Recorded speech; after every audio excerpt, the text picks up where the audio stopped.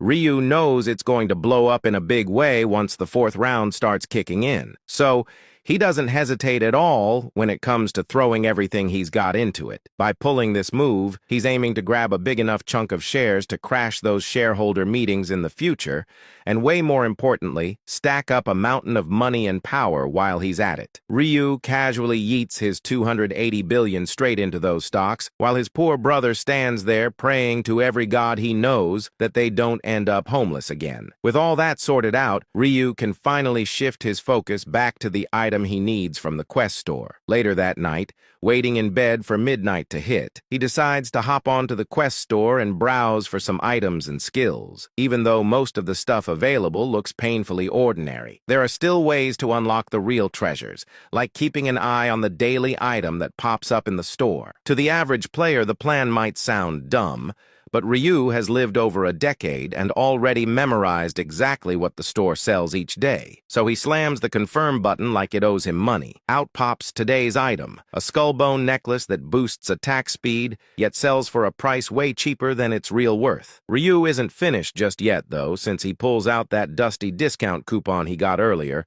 and buys the thing at half price without blinking. Ryu checks his remaining balance and instantly straightens up, not expecting to find nearly 14,000 gold still sitting pretty in his account. He flips into full detective mode, thinking hard about whether to buy armor now or save another 6,000 gold to unlock a completely broken skill later. In the end, he decides the skill is the smarter move. Luck backs him up too, since the next round is nothing but monster farming, so collecting the rest should be easy. And when March 1st arrives, every player gets dumped back into the alternate world, still completely clueless about what the divine beings plan to throw at them next. One by one, all the players pop into the dimension and immediately start analyzing the new place they have landed in. The area looks like a village, or rather the ruins of one, since there isn't a single living soul around other than themselves. As they walk around, they notice the village is surrounded by walls, like a fort, with gates stretching out in all directions. A giant crystal in the center lights up the whole place,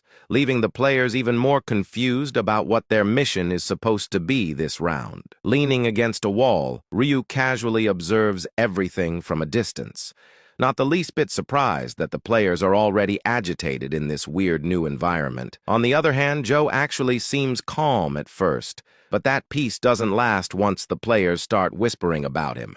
They swap shady rumors about him being a brutal gang boss and gossip about how he tried to force them to vote for him, even though most of them wanted Black Scythe as their leader, which clearly gets the gangsters' blood boiling. One of the more sensible players tries to calm everyone down by reminding them Joe could just use his power to shut them up. But none of them look scared since they know he can only use it 10 times. Joe finally snaps and starts throwing around insults like confetti, but all it does is add even more fuel to the fire as they pile on and start trash-talking his lousy attitude. Joe shouts at the crowd, trying to sniff out the nosy player who started the smack talk, but nobody steps forward, which just makes him even angrier. A sudden thud snaps him out of his rage as one of the players bows his head and greets the gangster like he's meeting a celebrity. Joe stares at him like he's grown a second head and demands to know who the hell he is. Yong Min happily calls Joe by his full government name and claims he's here to make proper introductions. The thug immediately grills him about whether he's with a gang, but Yong Min denies it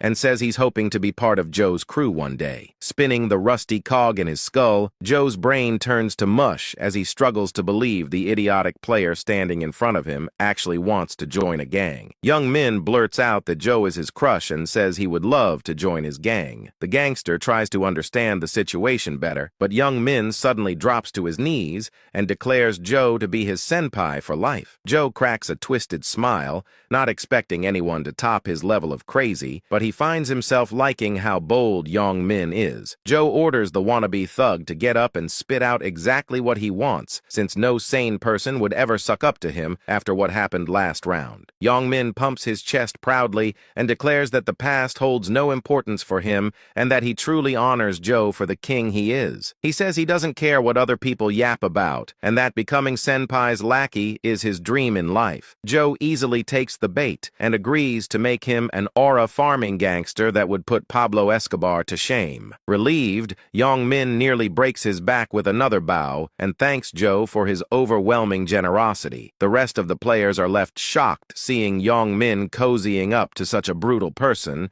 and thinking of him as completely insane. While Ryu side-eyes the situation, satisfied that history is repeating itself again. In a sudden burst of light, the angel appears floating above the players and calls out to address them. The angel acts surprised as she casually mentions the decreased number of players compared to the end of the last round, which leaves the players confused as they try to make sense of her words. However, the system notification captures their attention instead as they realize many players are missing. The angel then muses that since it is unlikely for them to attack each other this early on, it must mean they fought in real life instead. One of the players shouts out for everyone to look at the number of winners for this round, causing chaos to erupt as the system states that only a quarter of the players will progress, and one even dares to call this an error. The angel bursts into laughter at the hilarious response and reassures everyone that there is no such mistake made by her. She reminds them of the rules that the number of players will be halved each round as the players look dumbfounded. Since no one was hurt in the previous round, the angel considers it only fair that 3/4 of the players will be turned to dust. The crowd tries to protest, but the angel casually cuts them off and tells them to just do their best. The angel then explains that in the third round, monsters will spawn at all 4 gates and will target the large shiny stone in the middle of the village in 5 waves of attack. The angel emphasizes that cooperation is a must,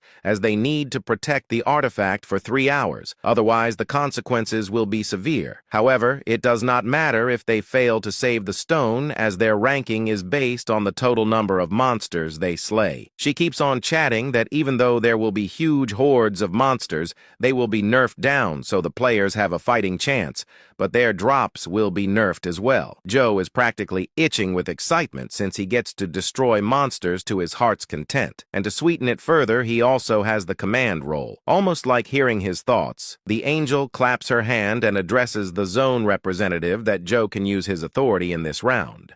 At the same time, she satisfies all the curious glances thrown her way as she drops the bomb on what actually happens when the zone representative gets wiped out. An eerie smile slowly stretches across her face as she explains that if the leader ends up dying from a monster attack, the authority itself gets erased from existence. But if a player is the one who kills him, then that player takes his place as the new representative and also gains full command powers. Everyone immediately starts eyeballing Joe like he is the last cookie left in a jar, while the angel casually announces that the monsters will arrive in 10 minutes. Flashing a nasty grin, she throws in a suggestion for the players to be good buddies with each other before she vanishes into thin air. Understandably, Joe cannot help but curse at the sky with his foul mouth, but he quickly shuts up the moment he hears the unmistakable sound of blades being drawn around him. The gangster immediately summons his own dagger and dares the chumps to come at him if they think they can. The players start taunting him and get ready to pounce, completely blinded by the greedy dream of snatching his power. However, Ryu seems to have other ideas as he casually steps out from the crowd, with not a single player daring to move a muscle. Joe demands to know what Black Scythe thinks he is doing, but our boy calmly reassures him that he is just there to have a little chat. Mr. Documentary tries his best to act like he is not rattled by Ryu and demands to know what he is planning. But Ryu smoothly cuts him off as he casually brings up a trade offer, spotting that Joe has gotten himself stuck between a rock and a hard place. Ryu swings his scythe lazily over his shoulder and throws out an offer to protect the gangster. Joe can only stare at him in confusion, while Ryu calmly repeats his offer to protect him from the other players, and the crowd looks on in shock and disbelief at the idea they might have to throw hands with Black Scythe. The other players immediately start whispering among themselves about their survival chances, while Joe struggles to believe that Ryu's name carries that much weight and actually considers taking the deal. Using his non-existent brain for once, he realizes there has to be a catch and decides to confront Ryu about it. Ryu casually lays it out that in exchange, Joe will have to obey his every single command without a shred of complaint. Joe stands there baffled at how, even though he is the zone representative, Ryu is basically asking him to hand over the reins and play the role of a good little puppy. The gangster questions the reason behind such a ridiculous demand, but Ryu stays completely silent. Joe tries to dig deeper, but Ryu refuses to budge even an inch and simply tells him to submit to him already. The gangster's anger starts to boil as he seriously considers rejecting the offer, but the fear of getting folded like laundry by Ryu's deadly scythe creeps into his mind. Ryu snaps him out of it and reminds him to make a decision quickly since the other players are getting tired of waiting. A single bead of sweat rolls down Joe's face as he finally spits out his answer and rejects the generous offer like a complete idiot. But Ryu already figured that Joe's gigantic ego would never in a million years let him accept such a deal. All the others waste no time in mocking his terrible decision-making skills and how he is way too proud to fall in second behind someone else. The challengers raise their weapons, eager to teach the gangster a painful lesson, while Ryu feels pleased that everything stays exactly the same and decides to stir the pot just a little more. Locking eyes with him, Ryu coolly announces that since Joe clearly does not want his help, the others are free to do whatever they like with him. Ryu turns around and walks away as he coldly declares that the gangster survival will have absolutely no meaning. While the other players eagerly start closing in with their weapons drawn, hungry to tear Joe apart, Mr. Documentary grips his dagger tightly and starts to seriously wonder if he made the right call. Before things have the chance to get truly ugly, Joe is unexpectedly saved by the system, which alerts them that the stampede is about to kick off, sending everyone scrambling to battle positions around the crystal. Joe realizes he cannot afford to fight while a bunch of players are thirsting for his blood. And anyway, this is not supposed to be a team mission in the first place. The gangster catches sight of Ryu walking toward a secluded area and, feeling curious, decides to follow him. He quietly stalks Ryu and wonders whether he plans to take on the incoming monsters all by himself. But the brief silence does not last long as loud, bloodthirsty growls suddenly fill the air and send a wave of dread through the players. The system casually drops the bomb that they will be facing off against 10,000 goblins, chilling everyone right down to their bones. The gangster immediately bolts for high ground, but cannot help feeling confused at how Black Scythe remains so ridiculously calm. Taking a closer look at the situation, Joe notices that even though the gates only have a small opening, a scary number of goblins can still squeeze through together, which would make even an experienced player sweat bullets. Watching from a balcony, Joe smugly convinces himself that men must be full of hot air and will probably end up running away like a coward. Bloodthirsty goblins soon start pouring through the gates, but Ryu stands ready as he slices through them like butter and tears down goblin after goblin without missing a beat. Not giving them a break, Ryu rushes in, zapping past the goblins as he turns them to mincemeat. Joe watches the scene unfold in disbelief, struggling to wrap his head around how overpowered our boy is. The goblins try to surround him to gain an advantage, but fail miserably as they cannot dodge his deadly area-wide attacks. While Joe wonders if this strength can be unlocked after leveling up, getting frustrated, the gangster decides to stop hiding like a wuss and start killing monsters to level up. Since all the players are occupied with the monsters, Joe decides to take advantage of the chaos and farm some free points. The participants are busy protecting the giant artifact as they take down goblins one after another while Joe sneaks in and joins the fight. The thug spots some goblins, locks in immediately, and starts destroying the weak monsters. Joe smiles with a nasty expression, able to anticipate the incoming monster attacks with his rune, but his moment of confidence is short-lived as an arrow shoots past his face and nicks his ear. anger. The gangster immediately loses it as he tries to find the source, but he cannot seem to spot any archer goblins. The thug realizes he is being targeted by a player, and his anger grows sky high as he relishes the thought of squeezing the life out of that coward. But before Joe can take another step, he feels something stab into the side of his body as one of the players slides a weapon into his gut. The NPC starts to celebrate, but the musclehead begins to pull the spear out like a Chad, much to the player's surprise, and starts to shoot out insults. The player panics, but it is too late as Joe returns the favor with his own blade. As he starts going ham with his tiny sword, another arrow flies past his face. Spotting the cowardly archer, Joe wastes no time and takes aim with the spear he pulled out. The player tries to shoot again, but a quick spear to the head stops him in his tracks. Joe holds his injured side, pissed off at his carelessness and cursed title. Mr. Documentary is desperate to get rid of his title and regrets rejecting the deal Ryu offered before, but decides a real man like him values his pride more and serves nobody like a little dog. So, he scans his surroundings, desperate for a way to escape the relentless players and hunt safely. An opportunity presents itself in the form of the third strongest player as he spots Blackbeard Dragon destroying the goblins. A nasty smile spreads across Joe's face as he approaches Black Dragon, activates his authority powers on him,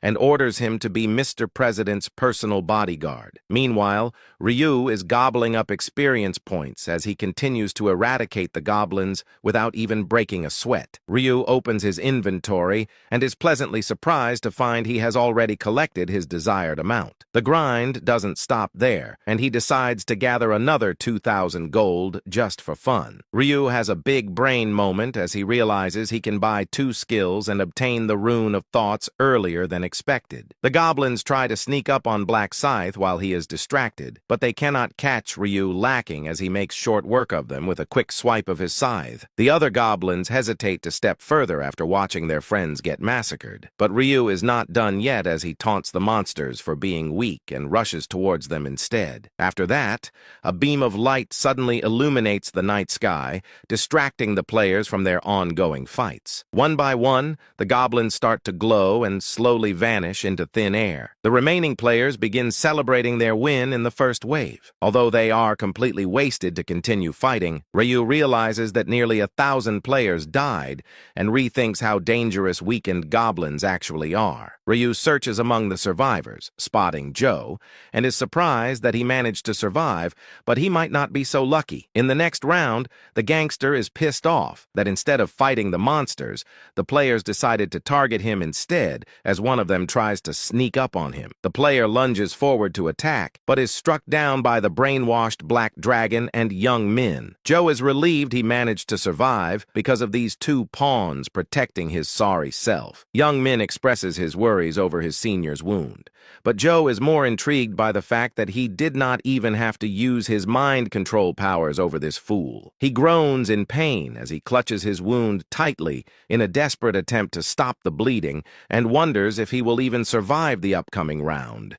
He grits his teeth and tries to motivate himself to survive out of spite so he can stick it to all those people who doubted him. A sudden siren alerts all the players and informs them that the next round is about to start and will include hobgoblins as well. The second wave of monsters rushes in without a moment's notice, while Ryu stands there farming aura, getting ready to rack up some free exp. Ryu unpauses the goblin genocide and resumes swinging his deadly scythe, taking out a bunch of goblins like it's child's play. Soon after, the system notification informs Ryu that he has reached level 20. His rank upgrades to regular, filling him with satisfaction now that he has unlocked crafting that allows him to combine skills and fuse all his trash to make some high-quality gear. Furthermore, the system rewards him with a new skill and upgrades his previous one, Seal of Death, which satisfies Ryu as his skill set pairs well with his runes. The brain-dead goblins try to attack our boy again, but instantly get caught in total darkness as Ryu activates his newly acquired skill, Night of Death. Black Scythe flashes past the blind goblins with ease, sending them to permanent sleep one by one. The darkness melts everything in its path and leaves behind a mountain of monster bodies, while the system notification pops up to announce that the second wave is over. Ryu drops his scythe with a thud and decides it is time to use the quest shop to grab a new skill. He scrolls through the store for a bit and eventually picks Sixth Sense, which lets him sense anything within 100 feet of him. Ryu activates the skill and only picks up the dead goblins around him, which reminds him that he still needs to gather another 20,000 gold. The third wave kicks off with Ryu slaying goblins like usual, while Black Dragon continues running around under Joe's mind control. After the third wave wraps up, the players find themselves facing gnolls in the fourth attack. Joe makes full use of his mind control powers and shamelessly uses his fellow humans as meat shields to save his own skin. After a long and brutal fight, the system notification dings again to signal the end of the fourth round. Joe barely stays standing with sweat pouring down his face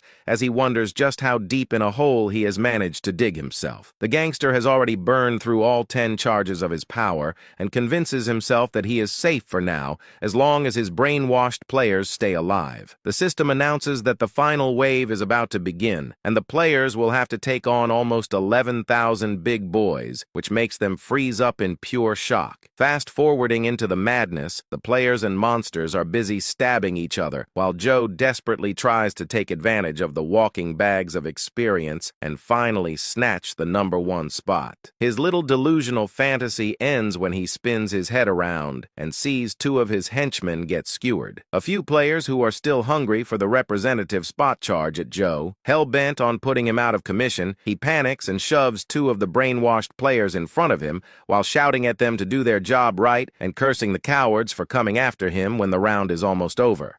A few well-placed arrows take the zombies down, and the players move in with weapons raised, so he panics harder and decides to bail out of there to survive and fight another day. The players chase after him, refusing to let the thug slip away while Joe runs as fast as his legs will carry him. At one of the gates, Mr. Documentary spots Ryu, who catches his breath from the chaos. The gangster runs to him in a desperate move and begs to serve under him if it means getting protection. Ryu stays silent, and when Joe repeats himself, Ryu shoots him a death glare and refuses without a second thought. Joe's face turns pale as Ryu reminds him that rejecting his offer once means there is no next time, then walks away without hesitation. Joe tries to follow, not understanding the situation, but Ryu coldly says he has no use for someone who has already used all his commands. Joe curses himself for not accepting the offer when he had the chance and knows there is no way out now. The players quickly notice he has no protection anymore,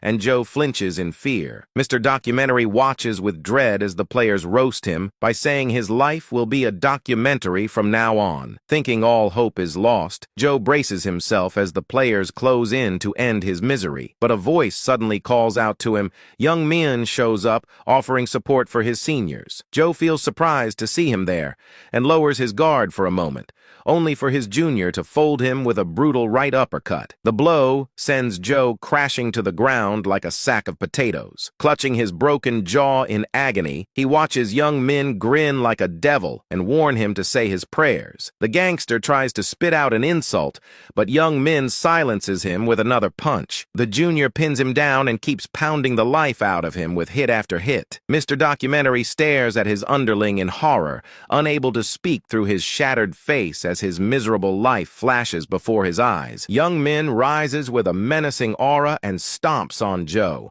ending his subscription to life for good. He bursts into laughter as the system declares him the new zone leader and immediately starts dreaming about all the fun he plans to have with his celebrity crush. Looking down at the failure of a senpai, the thug thanks Joe for handing him new powers and blames him for this disaster, saying none of it would have happened if Joe had not been such a coward. After that, the new leader faces the crowd and acts like everything went exactly how he planned, which leaves the players completely mind-boggling. Everyone feels disgusted and shocked at the same time that a guy would stoop so low, sucking up to the gangster only to betray him at the very end. The players quickly grow angry that a backstabber like him will be their new leader and decide to get rid of him right away. Young Min expects this, though, and bolts straight toward our protagonist. As Ryu turns to look at him, Young Min excitedly shouts that he holds the command now. Ryu looks completely uninterested, so the thug repeats the same offer he once made to Joe, and insists he will do whatever Ryu wants. Young Men has a big brain moment thinking that Ryu rejected Joe because he had already burned through his powers, but he believes that is not the case for him, so there should be no reason to turn him away. Ryu bluntly tells the thug that his face is ugly and says he might spare his annoying butt if he gets down on his knees. The gangster stares in confusion, wondering why he is still being treated like trash, but Ryu calmly reminds the snake that he is the one who needs him. Ryu orders him to kneel again, which seriously ticks him off. But one glance at the angry mob ready to tear him apart makes him swallow his pride and drop down in an instant. The thug be Daddy Black Scythe to show mercy and save a weakling like him, while Ryu watches, barely interested since he remembers all the times he humiliated young men like this before. Still, he admits that even a steaming pile of trash like him might have some use. Black Scythe agrees to take him under his wing, while Young Min spams the boa mote and thanks his master for showing mercy. Ryu tells the thug to knock it off and walks toward the crowd, standing right in front of his new lackey. The players immediately start sweating bullets, scared of going toe-to-toe with Ryu. One of them suggests rushing him together, but quickly takes it back when his friend reminds him about the Goblin Massacre. The players huddle up and start brainstorming ideas while Ryu throws one out himself, saying they can either be good little boys and scatter or stay and eat his blade. He advises them to take the first option since he might forget the difference between humans and monsters if they don't. The threat makes all the players flinch hard, and they retreat one by one, not willing to throw their lives away for nothing. The thug watches in awe at how powerful Ryu's presence is, and feels relieved he switched teams, even if their start was rocky. Ryu looks around and figures out the 5th round is about to end peacefully, since all the monsters are almost wiped out. Wanting to spice things up, Ryu flashes a cheeky grin and calls out to his new underling. Young Min stands at attention, ready for orders, and Ryu tells him to follow exactly what he says without a single word of complaint. Ryu casually announces that he uses all 10 of his commands and orders everyone to smash the large shiny stone. The brain-dead ad guy stupidly asks what the artifact even is before it hits him, that the angel warned them things would get really bad if anything happened to it. But the gangster worries more about why he has to use all 10 of his commands and demands an explanation. He begs Ryu to spare at least one, but Ryu stands firm on his decision. Young Min agrees to follow his master's will, while Ryu adds that he will choose the names himself. Black Scythe calls out the list of players, and Young Min does a double take as he spots a pattern. Most of the names belong to his own buddies, making him wonder if this is some kind of sick joke. So-called friends ask if he really plans to go through with it, but the thug just throws out a fake apology and claims it is nothing personal. Young Min activates his mind control powers and orders the players to attack the artifact. This is when chaos breaks loose, as the system warns all remaining players that their lifeline is now under threat. The zombies start hammering their weapons into the artifact while the survivors shout and plead for them to stop. They sprint toward the crystal, desperate to snap the victims out of it. When words fail, they turn to violence. But it is already too late. As the giant crystal shatters into pieces, the crowd immediately spirals into panic when the system announces that their punishment for failing to protect the artifact has begun. A divine punisher will descend and rain hell down on them while they scramble around like mice for half an hour. Ryu stands still with an evil smile since the system has unlocked the hidden quest and put up a 3,000 gold reward for completing it. A hidden quest and a side quest suddenly appear, prompting the players to survive the deliverer of punishment for 30 minutes. Afterward, they will be rewarded with 3,000 gold, a better payout than the 2,000 gold they would have earned for protecting the artifact. Everyone celebrates, but Min, knowing better, realizes that destroying the artifact comes with its own cost. The stats of the players who attack the artifact decrease by 50%, making them understandably furious with the map representative. At that moment, the artifact penalizes Young Min by permanently reducing his stats by 50%, which Ryu considers a death sentence. Ryu decides to open the store and buy some basic items with the remaining remaining gold he has to boost his stats for the upcoming challenge of defeating the Deliverer. He uses craft combinations. First, combining a necklace with the purple crystal to increase all his stats by 1 point. Next, he combines his armor with the navy crystal to reduce incoming damage by 1 point, and then pairs his scythe with an orange crystal to enhance its power by 2 stat points, knowing he'll need every bit of help he can get. Suddenly, a whirring sound fills the air as everyone braces themselves, preparing to face the Deliverer of divine punishment. It's a tough task, as Ryu already knows from his previous game where only 500 players survived. Surviving the Deliverer is so difficult that it typically requires 5 level 40 players to take him down. But Ryu is determined to handle the challenge alone, aiming to claim the rewards for himself. As the sky splits open and golden light pours out, Ryu remains confident. He knows he can succeed because he holds the title of the first angel killer, which doubles his stats against any opponent of the Holy Order, including the Divine Punisher who now stands before them. The Deliverer descends to the ground, and people initially underestimate him due to his size, thinking avoiding him will be a simple task. As the bells on his staff softly chime, the Deliverer takes a few steps forward, raises his staff to the sky, and slams it down on the ground, instantly, creating an expanding force field around him called the Restriction Field. The dome-like field spreads outward, trapping many players inside, and as soon as they're caught, their stats decrease by 50%. The hero estimates that at least 300 players are now trapped, doomed by their fate. As the Deliverer begins his attack with a majestic aura of blue light, millions of arrows of light shoot out from the Deliverer's staff in all directions, annihilating everything and everyone in their path. The players try to flee, but they're unable to avoid the arrows while stuck in the restriction field, just as Ryu had predicted. He sees his opening, dashes behind the Deliverer, and waits for the field to dissipate. Once it does, he charges forward without worrying about being heard, knowing the Deliverer doesn't have ears. He closes the gap, gets within 16 feet of the level boss, and places a seal of death on him, but it's too late. The Deliverer turns around, but Ryu's scythe pierces his eye, and he quickly retreats to safety. The seal of death informs him that the Deliverer is now down to 60% health after just 1 strike. As predicted, the Deliverer activates his restriction field again to trap Black Scythe, but Ryu is nowhere near. The field lowers, and Ryu doesn't waste a second. He charges at the Deliverer again, aiming for his other eye. The Deliverer growls in agony and enables his field once more, trapping the players inside, but it doesn't faze him. He knows the boss isn't blind and has the accuracy of a stormtrooper. The Deliverer tries to kill Ryu by launching arrows in all directions, but it quickly becomes a futile effort once Ryu activates his Knight of Death, which absorbs all the arrows. Since light can't escape darkness, the arrows are consumed without a trace. Black Scythe then takes a massive leap forward, swinging his scythe with deadly precision to finish the job.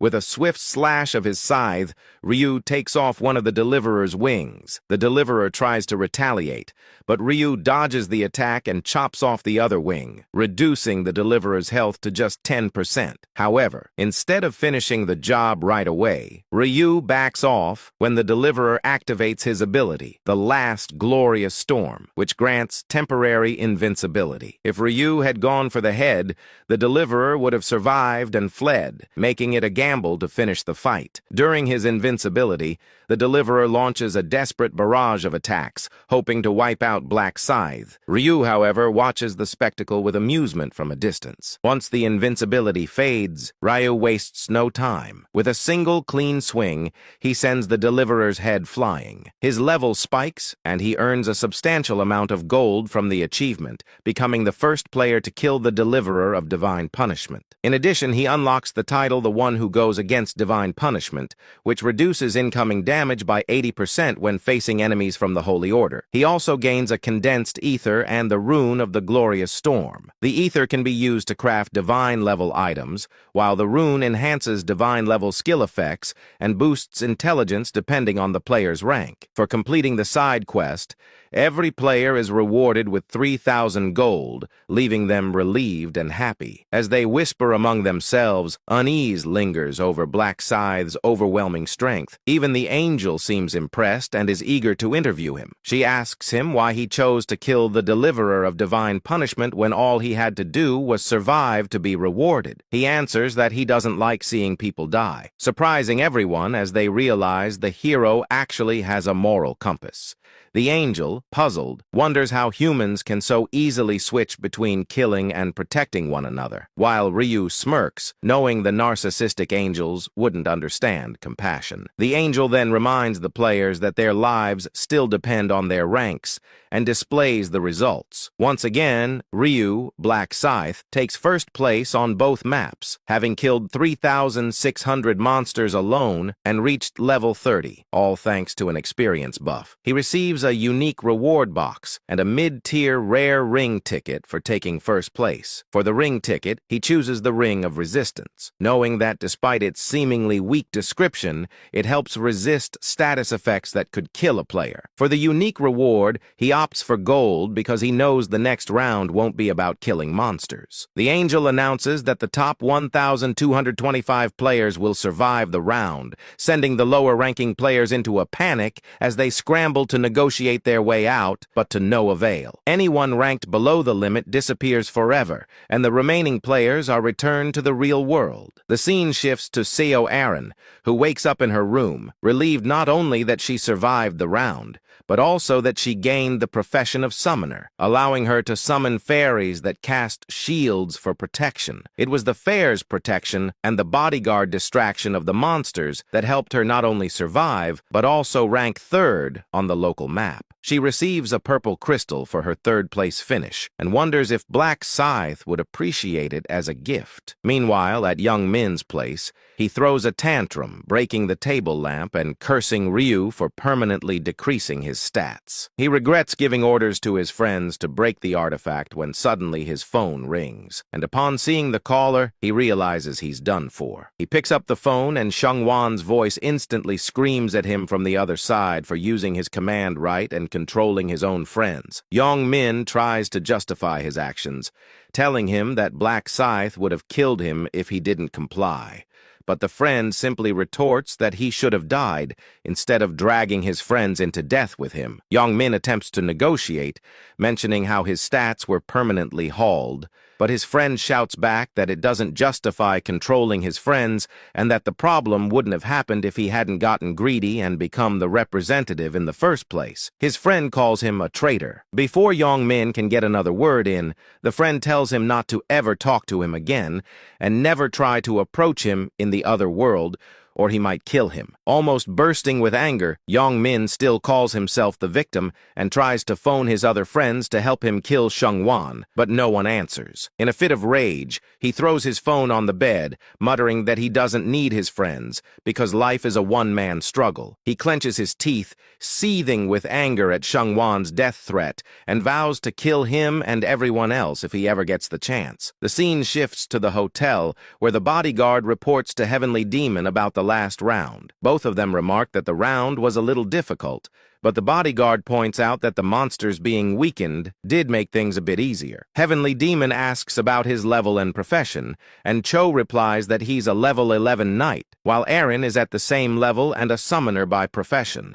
Heavenly Demon seems surprised by this, and the bodyguard explains that Aaron summoned a fairy, which cast shields on them for protection and allowed them to hunt monsters safely. Out of nowhere, Heavenly Demon advises the bodyguard to get close to Aaron and even date her if he wishes, a suggestion that makes him uncomfortable. Heavenly Demon explains that it will be easier to find out Aaron's weaknesses by becoming close to her, and he finds the bodyguard's dumbfounded expression amusing. He adds that the bodyguard can reject the proposal if he wants to. The bodyguard responds by saying the actress wouldn't be interested in him since she never speaks to him casually. Heavenly Demon then cuts to the point and asks what else the bodyguard had to report. The bodyguard apologizes for not being able to extend his thanks to Black Scythe or offer any help in any way. He explains how the hero defeated the deliverer of divine punishment almost instantly, as if he knew exactly what its weaknesses were, and that Black Scythe doesn't seem to need any help at all. Heavenly Demon realizes that he's severely underestimated Black Scythe and feels ashamed of having thought himself superior just because of the rune of the Dark Knight. He now has a strong desire to meet the hero in person and excuses the manager for failing to carry out his task. After that, he asks if the manager has tracked down the thugs that assaulted them, to which the manager confirms. He tells Heavenly Demon that the first person's name is Yong Min, and while there are many people with that name across the country, they're left with 5 suspects if they assume the perpetrator lives in Seoul. The bodyguard further explains that the exact location will be triangulated in about a month, which gives them time until the end of the 4th round. Moving on, Heavenly Demon asks how much gold has saved, and the bodyguard replies with 10,000. Heavenly Demon tells him that it's only half the amount they need to buy the skill tracker in the game store. At that moment, the bodyguard remembers something important and informs Heavenly Demon that they have a stakeholder who bought a major share in their company, Chunma Consulting Group. Upon hearing that the person had bought 31% of the shares, Heavenly Demon becomes speechless. Realizing that this amounts to 280 million won, Heavenly Demon wonders who could own so much money and starts considering the possibilities. He thinks it could either be a secret rich businessman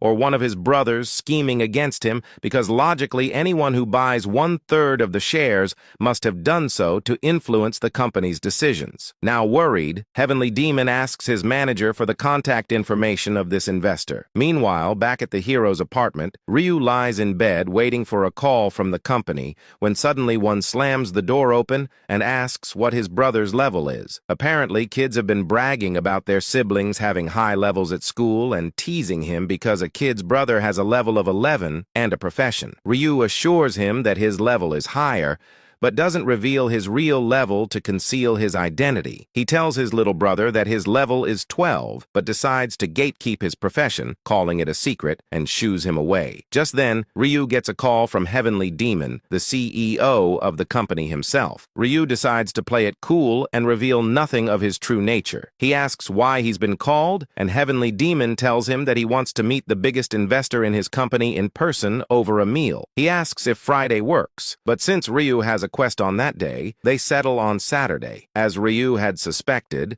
Ma's massive investment in the company was meant to impress his father and had gotten his attention. The hero starts making plans to acquire the Rune of Thoughts before his meeting with Heavenly Demon. Ryu remembers that there are various ways to acquire a rune, either by visiting specific locations in different rounds, completing quests, or defeating boss monsters. Occasionally, even normal monsters can drop them. However, it's extremely rare to find a rune in the real world, as it requires very specific conditions. He recalls this as he enters an abandoned warehouse and waits for someone named Sukyun Jang. Janong's nickname happens to be the same as his real name, something Ryu remembers clearly. He was the criminal who kidnapped his brother in a previous regression, seeking critical information about future events. Janang knew Ryu was a time traveler because he had obtained the Rune of Thoughts and could read both Ryu and his brother's minds. Since that incident, Ryu has made it a point to take revenge on Janang in every subsequent regression. Although Ryu claims not to hold a grudge against him anymore, he still heads to the warehouse, intending to acquire the Rune of Thoughts before Janang does. To conceal his identity, he puts on a mask. Suddenly, the door slams open and Janang walks in carrying a lady over his shoulder.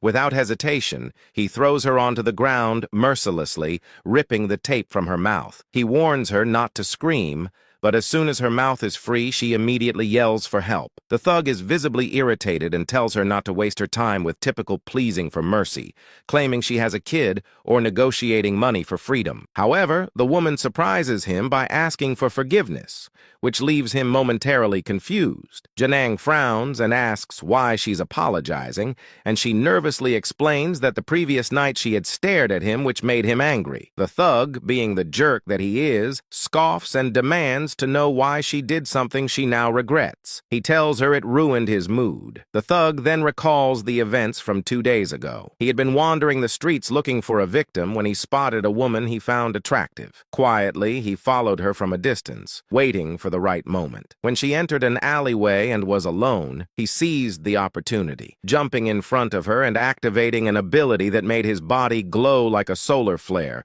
reminiscent of something from Dragon Ball. The woman, temporarily blinded by the intense light, couldn't see anything, leaving her vulnerable. The thug savored the power he had over her, thrilled by the fact that he could do whatever he wanted and get away with it. He couldn't help but reflect on how worthless his life used to be, with nothing interesting to fill his days. But after acquiring the rune of radiance, he could temporarily blind others, giving him control to exploit them as he pleased. In another incident, the thug walks into a coffee shop, his eyes immediately locking onto the pretty barista behind the counter. He orders an iced Americano, and she tells him it will be 5,001. After paying, he casually asks where the usual part-time worker is, explaining that he's a regular customer. She responds that all the part-timers have quit because of the dangerous nature of the world now, with the constant risk of dying during any game round. Curious, he asks if she's the boss, and she confirms. Then, without missing a beat, he asks her age, commenting that she looks young. She tells him she's 32, which he dismisses as a good thing because she's not a player. However, in reality,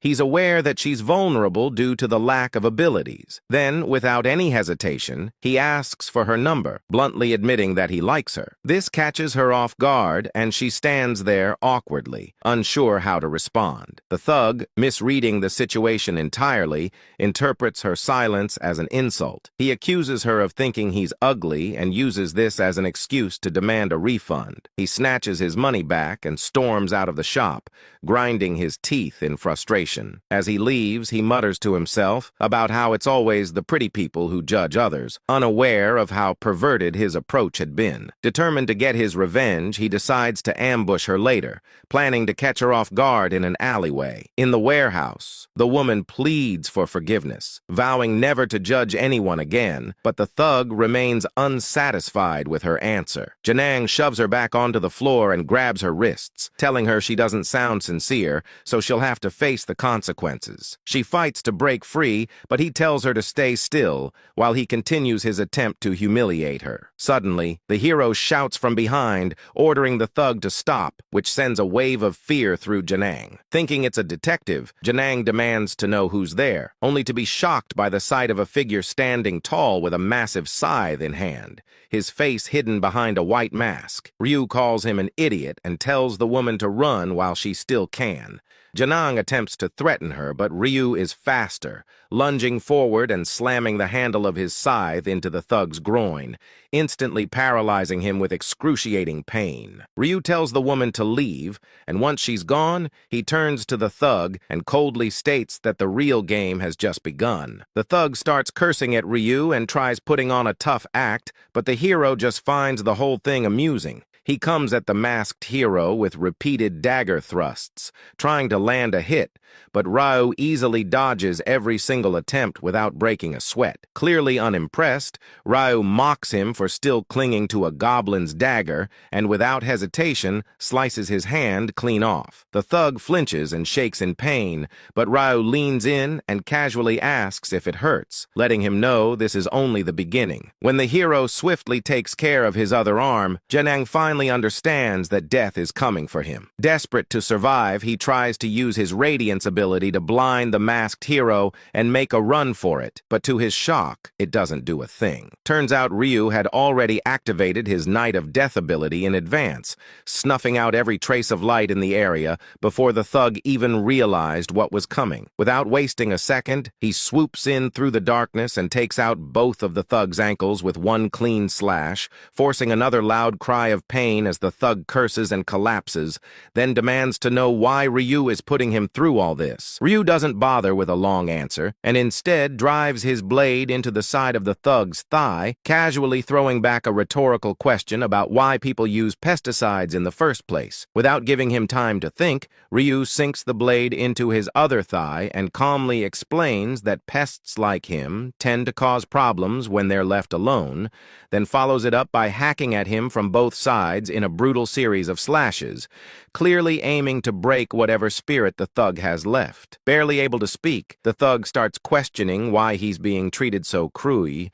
and wonders aloud if Ryu is holding some kind of grudge against him. The pain keeps building until it's too much for him to take, and in a desperate move, he tries to end it all by biting off his own tongue. Ryu catches on quickly and shuts that down right away, letting him know there's no chance he's dying easily, then continues stabbing him with even more force, making it clear the punishment is far from over. Janang begs the hero to just end his life, but Ryu only scoffs at the request and asks if he even understands why he's being tortured like this. And when Janang admits he doesn't, Ryu tells him they've crossed paths before and even calls him out by name. That's when Janang starts assuming Ryu must be related to the woman, but Ryu immediately shuts that down without hesitation. Ryu then begins to explain that Janang had once kidnapped his younger brother in return for some vital piece of information. Though Janang tries to deny any involvement, before he can even finish, Ryu cuts him off and clarifies that the event hadn't happened yet, that it takes place in the future, and Janang would have successfully gotten the Rune of Thoughts if Ryu hadn't stepped in when he did. Still lost in confusion, the thug struggles to process what's happening, but Ryu doesn't stop and tells him that the rune can only be activated by hearing the voice of honesty from another person. So if Janang had gone through with violating the woman,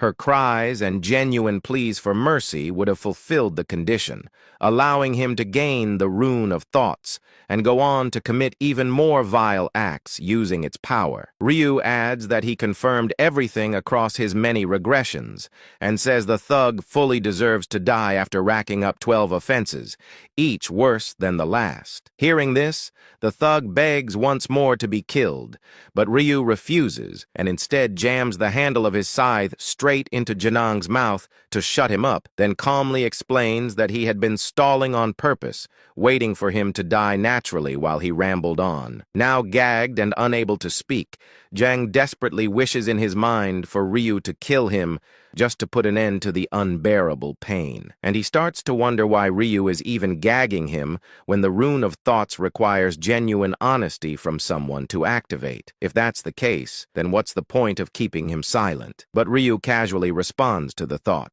revealing that the rune already activated the moment Janang pleaded for death from the bottom of his heart. It's revealed that the Rune of Thoughts only works within a 30-meter range, allowing the user to hear the target's truest inner voice. Ryu tells Janang he mainly wanted to test if the rune actually worked, and now that it has, he's satisfied. But when Janang pleads for death yet again, the hero denies the request once more, saying it's only fair that someone who's hurt so many people should get a taste of what real suffering feels like. Eventually, the thug breathes his last, and Ryu calmly activates an ability known as Trace Erase, wiping out every shred of forensic evidence from the scene, including the corpse itself. Ryu takes a moment to admire how thorough the cleanup really is, and feels pretty satisfied knowing he's finally secured the Rune of Thoughts. So now he sets his sights on meeting Heavenly Demon the following day. Back at the apartment, Ryu gets all suited up while his brother teases him and asks who the lucky girl is. The little brother keeps poking at him, but Ryu explains he has a serious business meeting to attend. That makes the little brother's anxiety spike, since he starts thinking about what if the business fails and they end up homeless again. Ryu gives his innocent brother a warm smile once he sees that it all comes from worry. Ryu flashes a confident grin and promises to spill all the juicy details if things go well. He asks asks if his brother doubts his skills, which gets one a little riled up,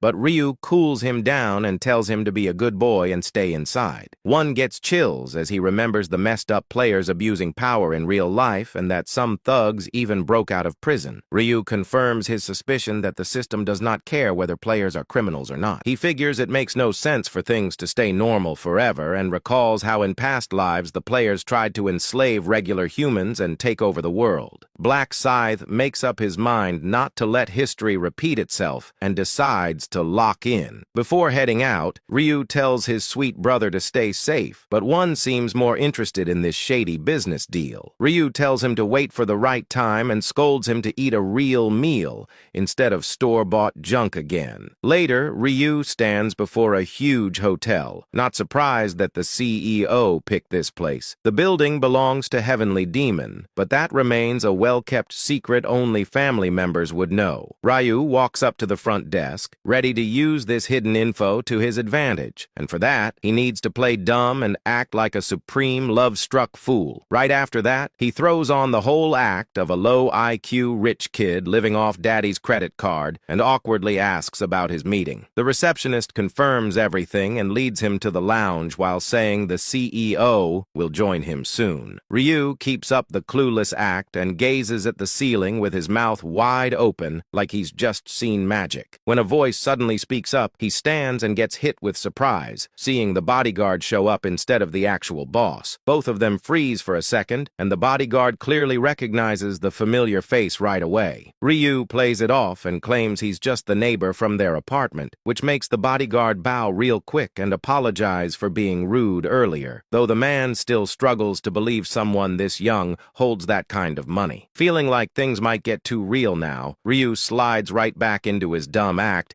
and even calls the bodyguard the CEO to sell it harder. On the other hand, the bodyguard clears up the confusion and explains he's just standing in as the manager for now. He points toward a nearby room and tells Ryu to hang out there for a bit. The second he walks off, he starts texting the boss like it's urgent and warns that their new shareholder might be hiding something sketchy. The bodyguard starts to worry that Ryu has a huge secret or worse, that he's just a puppet for someone way more dangerous. Meanwhile, Ryu flashes a smug little smirk since he already figures Heavenly Demon would try to pull some cheap trick like this, because there's no way a man as successful as him shows up late to such an important meeting. The door finally swings open and the real CEO steps in to greet him with his loyal manager trailing close behind like a shadow. After they finish shaking hands and settle in their seats, Heavenly Demon pulls a subtle power move by letting his manager stay in the room, clearly hoping it helps tilt the power game in his favor. He gives the staff a nod to start bringing out the food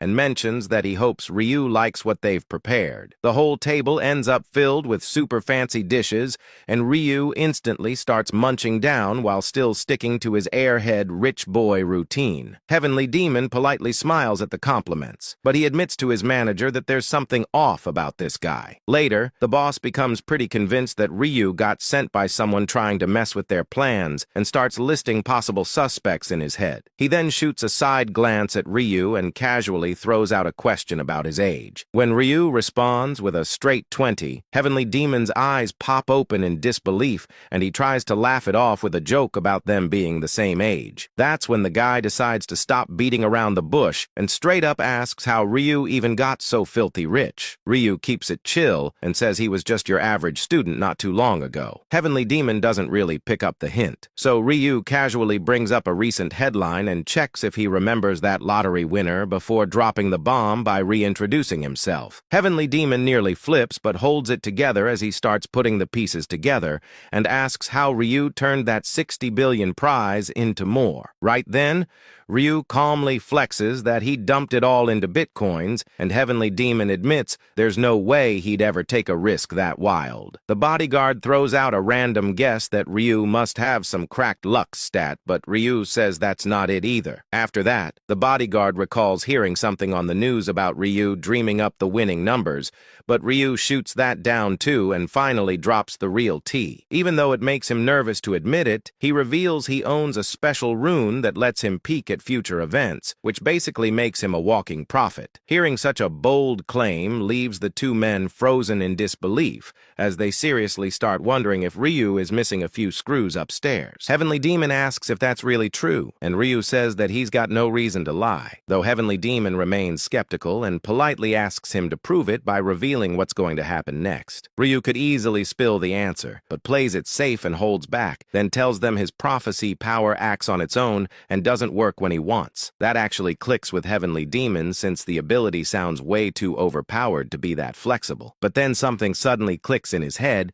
and he questions why Ryu bought so many shares. That's when Ryu casually says it's because his business is about to go to the moon real soon. The mention of his company hitting it big gets Heavenly Demon fired up and breaks his calm for a second, as he thinks this might finally be his chance to make his daddy proud. He quickly regains control and scolds himself for slipping like that. But Ryu doesn't let up, and playfully adds that if they really want to succeed, they'll have to tear the whole company down and rebuild it from scratch. The bodyguard flares up at that insane suggestion and slams his hand on the table, but Heavenly Demon manages to keep him in check. Ryu stays firm on his stance and fires back that revealing his rune powers to them is a huge risk that could totally backfire, but he did it because he holds the most shares and actually wants to see the company reach greater heights. He turns the tables by asking why anyone sane would dump $280 billion into a random business, and reminds them that without him, they're going down. Neither of the two men buys into his wild claim, but Ryu boldly asks the bodyguard if he really thinks it's a coincidence they're apartment neighbors. Heavenly Demon's curiosity kicks in, and he asks what they're talking about. So the bodyguard explains that the brothers moved into the same building 2 months back, and Ryu adds that he did it right after getting the Foresight rune. That piece of info ticks the CEO off, and he demands to know why it's only coming up now. But the bodyguard quickly says that this is news to him too. After thinking it through, Heavenly Demon realizes that the investments and apartment move only makes sense if Ryu really knows what's coming, though it's hard to believe he also knows about his connection to the actress. But even with all that, it's still not enough to sway a sharp mind like Heavenly Demon. So Ryu starts rambling about his family background and how this hotel is part of his plan to finally earn his daddy's approval. That's when the bodyguard jumps to his feet in frustration and yells,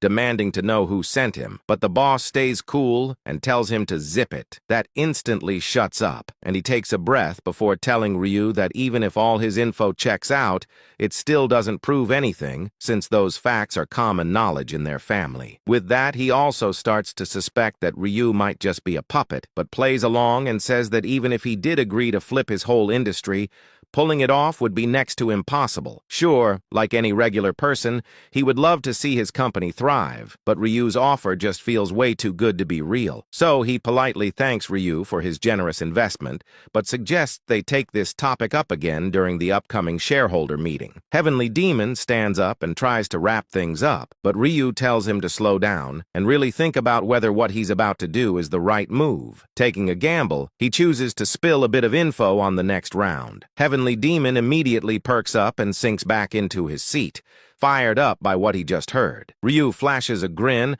and asks if that piece of knowledge is enough to convince the two of them that his magic powers are the real deal. After the meeting wraps up, the bodyguard apologizes for losing his cool earlier, but Heavenly Demon waves it off like it's nothing serious. The bodyguard asks for permission to speak openly and admits that something about Ryu still feels off, since there's no solid reason for him to be helping them out. Heavenly Demon figures he might be doing it just because he wants even more money. The bodyguard shakes his head, still not buying that it's just about greed, and says placing trust in him is way too risky. Even so, Heavenly Demon doesn't want to miss out if Ryu is actually being truthful, and figures it might be smarter to have him as an ally, since keeping someone like that close might just be their ticket to surviving the quests. He tells his still worried right-hand man that they'll just have to wait and find out. Later, Ryu walks off while thinking there's no way they won't believe him once they witness the 4th round. Even though he didn't share any of the exciting details and only mentioned that the round will pit players against each other, he's fully confident that when it's over,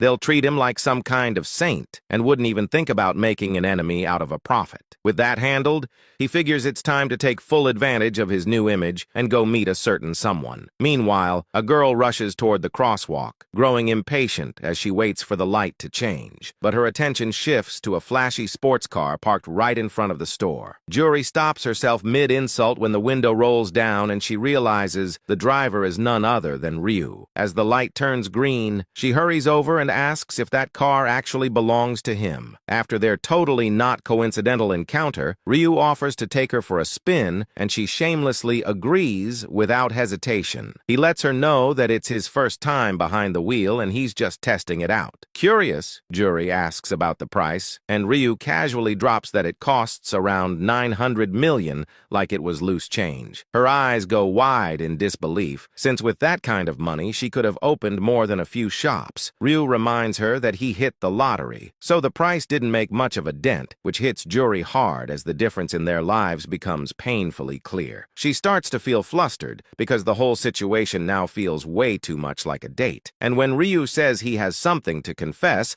her heart practically jumps out of her chest. Thankfully, Ryu quickly adds that it's not that kind of confession, or else Juri might have launched herself right out the window. Once she calms down, Juri asks what Ryu means, and Ryu admits that he didn't actually see the lottery numbers in a dream and lied to her about it. He reveals that he got them through his foresight rune, which is also how he ended up with the fake title of the prophet. Juri is thrilled for him and congratulates Ryu on acquiring such an insane skill. She's touched that he trusts her enough to tell her the truth, but Ryu reminds her that she already told him about her own powers.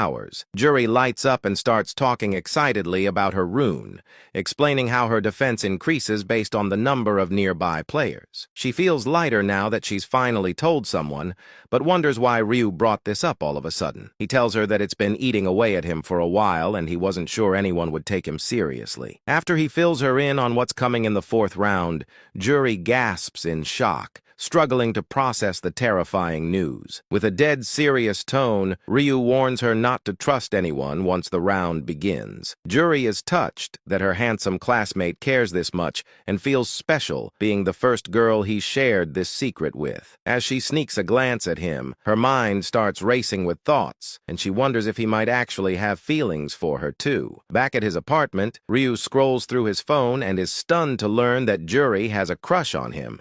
He figures he can use this newfound knowledge to his benefit since it'll now be easier to recruit her to his side. With everything finally in order, Ryu calls it a day, satisfied that all of this month's problems are off his chest. Before he knows it, March 31st arrives, and Ryu quickly thinks ahead and makes sure to visit the store before the next transfer. He grabs a pair of dark shadow gloves that come with a useful invisibility perk and also go well with his other skills. A knock on the door pulls his attention, as his brother shows up to remind him it's almost time for the quest. Little brother feels worried for his brother, but Ryu tells him to wait and see. He brings up Ryu's prophecy powers and insists that he come back alive. Ryu jokingly tells his brother to mind his words as he falls asleep. All players get transported into the alternate world, and Yong Min clutches his head in frustration. He opens up his quest window and sees the penalty still active. He curses himself for betraying Joe and wonders how he'll manage in the fourth round when greedy players might target him again. He scans the area with unease and starts questioning what kind of strange place this is, since it gives him the feeling of being a lab rat. In the crowd, he catches sight of Black Scythe and instantly curses him for his current situation, feeling sure the guy saw this coming. He finds it weird how easily he killed the divine being and stays angry for being too weak to smash Ryu's face in. Still,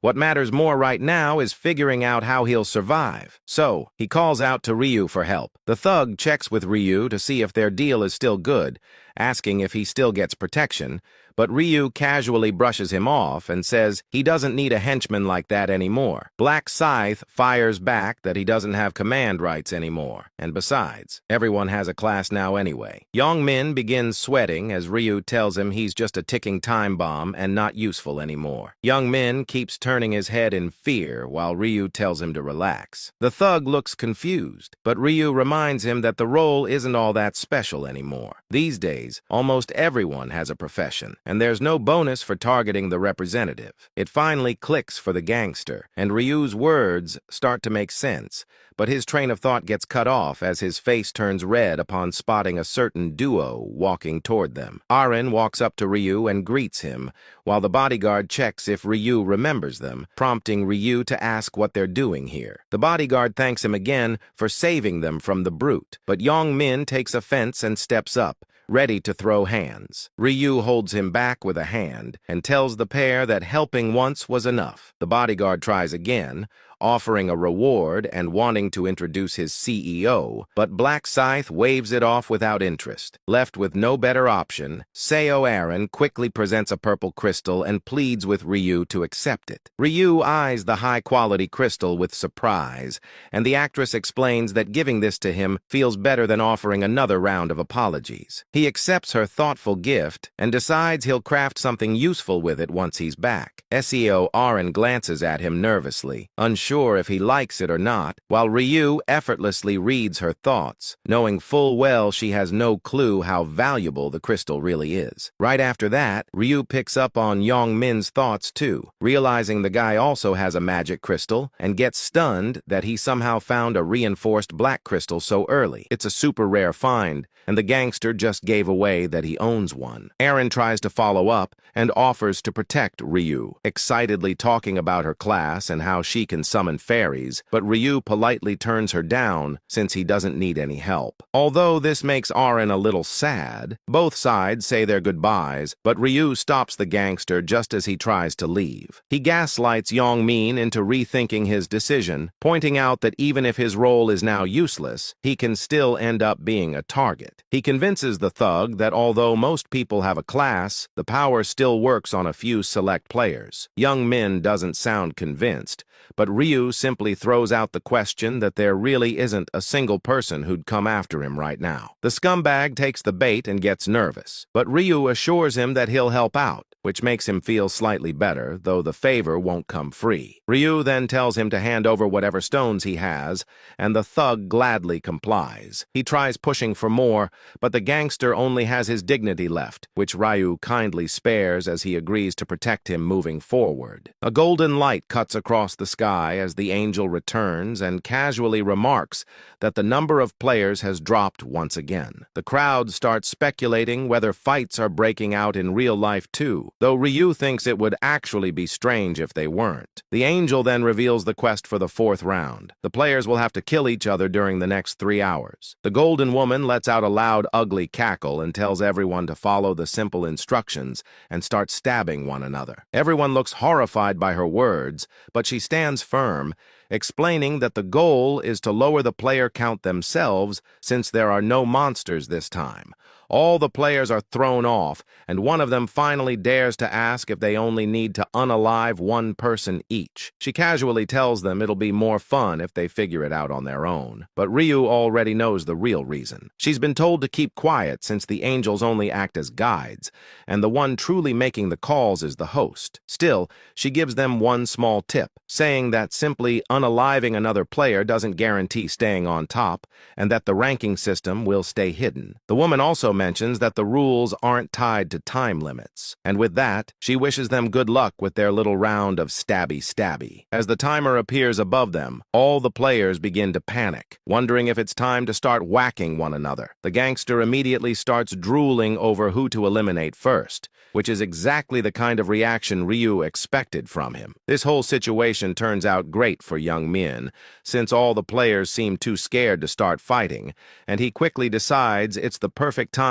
to get revenge on the people he once called friends. Black Scythe suddenly shadow steps behind him, scaring the absolute daylight out of him. He nervously asks if Ryu needs something, and Ryu remembers the promise he made as he pulls out his scythe and unexpectedly swings it straight at him. Yong Min's head separates cleanly from his body as the system congratulates Ryu Ryu for completing the side quest and rewards him with something special. One of the players lets out a scream, while another immediately snitches on Black Scythe, even though they were all ready to unalive each other just moments ago. Not long after, the rest of the players pile on and start yelling at Ryu, calling him inhumane and labeling him a murderer. Ryu doesn't bother calling them out since he really has unalived a good number of people, though never without a solid reason. And besides, this whole round is literally about killing. Even so, all the players act like they're morally above it. But deep down, most of them just want to strip Black Scythe of his power. Their fake outrage makes our hero crack a grin, which only makes them more furious as they start thinking he might actually be insane. Right then, the system breaks through their complaining and announces Ryu as the new zone representative,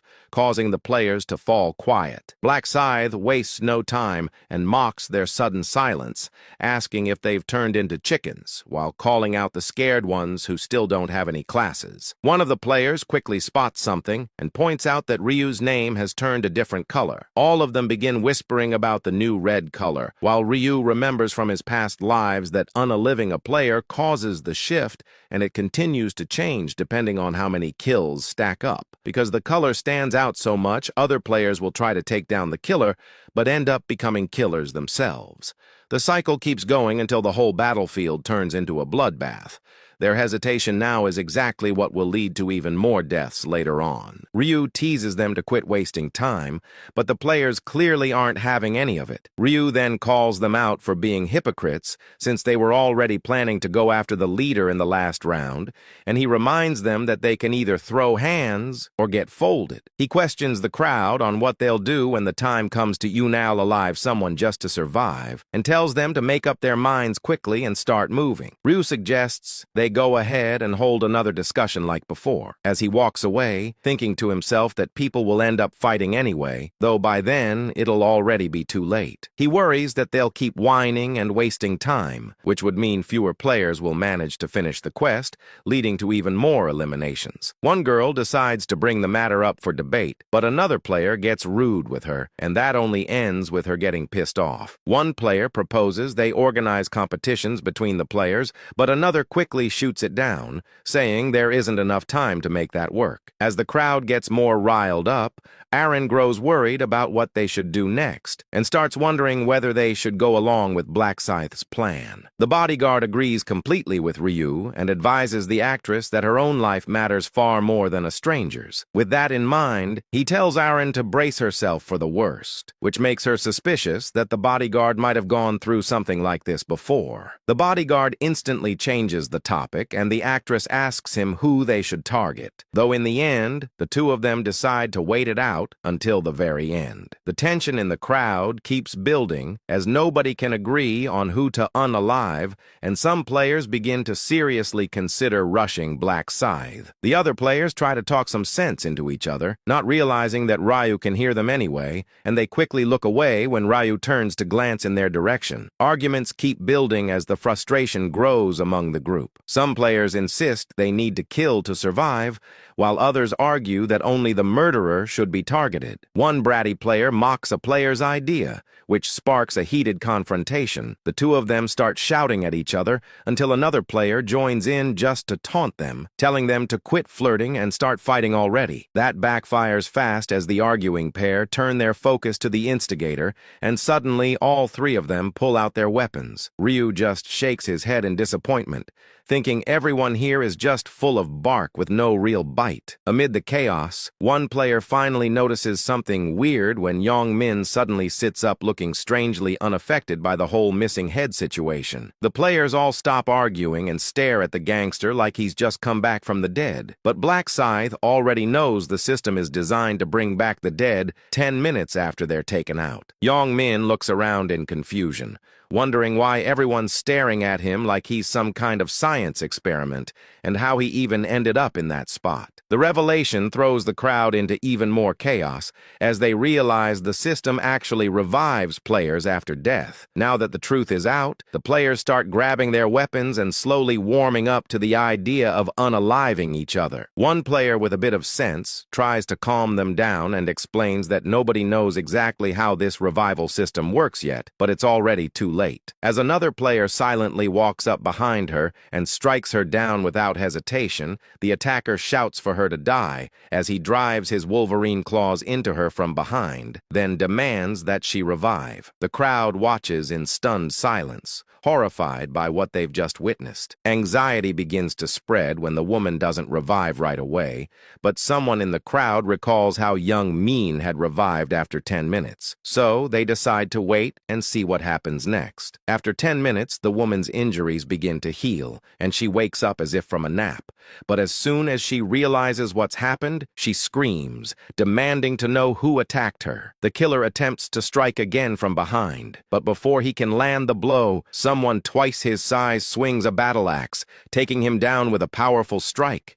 And rejoicing in the fact that revival is possible, the crowd falls into an uneasy silence, unsure of what to make of the situation. Black Scythe understands that while revival is possible, murder is still seen as unforgivable by most, but he also expects that some psychopaths will inevitably reveal their true nature under these circumstances. Chaos erupts when some players begin attacking others, and what started as small skirmishes quickly escalates into a full-fledged battlefield. 1,000 players start unleashing havoc on one another. Black Scythe decides to dive into the war zone, starting by sweeping through 3 unsuspecting players before they even realize what's happening. Some players, seeing him on the move, decide to take him on all at once, but they are quickly dispatched with a single strike. Ryu glances over his shoulder and notices Black Dragon, the player who ranked 3rd in the previous rounds, enjoying the carnage. He comments that the rune of absorption is giving him an advantage in this round. Ryu looks at his name, now dark red, and estimates he's already killed at least 10 players. Deciding to enjoy himself a little more, he plans to put Black Dragon down a few times. Black Dragon summons his stats screen, eagerly watching his gauge increase for the rune of absorption. With each kill, the gauge fills, and he can feel the excitement building as he realizes that once it's full, he'll gain a stat point. He takes down another player, and the gauge bars rise sharply, making him wonder if the player he just killed was at the same level as him. His greed takes hold, and he daydreams about killing Ryu to fill his gauge instantly and secure that stat upgrade. But as quickly as the thought forms, he realizes he's no match for the hero and decides it's better to stick to killing weaker opponents. With sadistic glee, Black Dragon continues to kill a few more players, savoring the fear in their eyes. He recalls how in the previous round he couldn't hunt because the gang leader had used his command right to make him his personal bodyguard. This round, however, feels like it's tailor-made for him, as he can level up by killing others while the majority of players are stuck in the same place, unable to level up as he can. He's thrilled to see his victims revive, only to be killed again, and wonders if he should expand his hunting grounds to cover more area. Just then, though, he finds himself face to face with Black Scythe, who immediately activates his Night of Death ability. The scene turns dark, catching everyone off guard, and Black Dragon notices that Ryu's scythe has turned semi-transparent. Understanding that he needs to be careful, he braces himself, but before his body can even process the shift, everything flips upside down and he's dead before he can even react. The scene shifts to Yong Min, who watches the slaughter around him, the killing and reviving, and realizes exactly what this round is about. With a determined look in his eyes, he plans to get revenge on the friends who had abandoned him. His eyes scan the battlefield, searching for Sheng Huan, and after a brief moment, he spots him, taking aim at other players. Without hesitation, Yong Min charges towards him and greets him with a punch to the face that sends Sheng Huan flying across the battlefield. Yong Min approaches, his eyes cold, and grabs Sheng Huan by the collar, daring him to kill him if he's so bold. Then, without waiting for a response, he starts pounding Sheng Huan with a brutal barrage of punches, each one landing harder than the last until he finally ends the fight, leaving Sheng Huan lying motionless on the ground. After brutally murdering his friend with his bare hands, Yong Min stands over the lifeless body. He scans the battlefield, searching for his other 2 friends. They're out there somewhere, and he won't stop until they face the consequences of their abandonment. Aaron is lost in deep thought, contemplating that if hell were real, it would look exactly like the battlefield around her, a place where all anyone desires is to kill and destroy. The bodyguard notices her distress and calls out her name, asking if she's okay. She responds by sharing the mental turmoil she's feeling. The bodyguard realizes that if Aaron loses her grip on her sanity, it could harm her career, and he would fail in his responsibility to Heavenly Demon of keeping her safe. At that moment, a player sneaks up behind Aaron, grabs her hair, and pulls out a dagger to end her. The bodyguard reacts instantly, intercepting the dagger with his sword and sending it flying. He then shifts his grip and plunges the sword into the attacker's shoulder, forcing him to surrender. The bodyguard tells Aaron to finish the job, and though she trembles and sobs for a moment, she quickly pulls herself together and kills the player. Afterwards, she's clearly disturbed while the bodyguard remains calm, just relieved that she followed through with his orders. Aaron, visibly shaken, asks how much longer they have to endure the round, and the bodyguard replies that they have 1 hour left. She expresses her confusion and distress over why people are so eager to kill each other, which causes the bodyguard to pity her for her soft-hearted nature. He asks if she's killed at least 50 people, and when she affirms it, he's relieved, knowing she'll be registered on the scoring system. He tells her to leave the rest to him. Aaron thanks him, but in his mind, the bodyguard thanks her for giving him time to set a record. Time passes, and the screen shows that only 10 minutes remain until the round ends. Black Scythe is seen mowing down players left and right, determined to rank first on the world map again so he can reach the 20th round. His goal is to grow as strong as possible before facing the final boss. Unsure of what kind of strength they possess, he chases a group of players, and just as one of them thinks it's over, the hero skips right over him. Black Scythe knows that killing a player more than once doesn't earn extra points, so he sees no reason to keep going after the same person. He notices Yong Min, who doesn't know about this hidden rule, relentlessly killing his 3 friends over and over, only reducing both their chances of survival and his own. With just 1 minute left, Ryu searches desperately for players he hasn't killed yet, but is finding it difficult. He finally spots 2 unfamiliar players and attempts to take them both down at once, but the time runs out. A force field surrounds all the players, and the angel appears, announcing the end of the round. Seeming rather amused, she comments on how the players must have enjoyed killing each other, making the white floor all dirty with blood. The angel tells them she'll revive the dead players now that the round is over,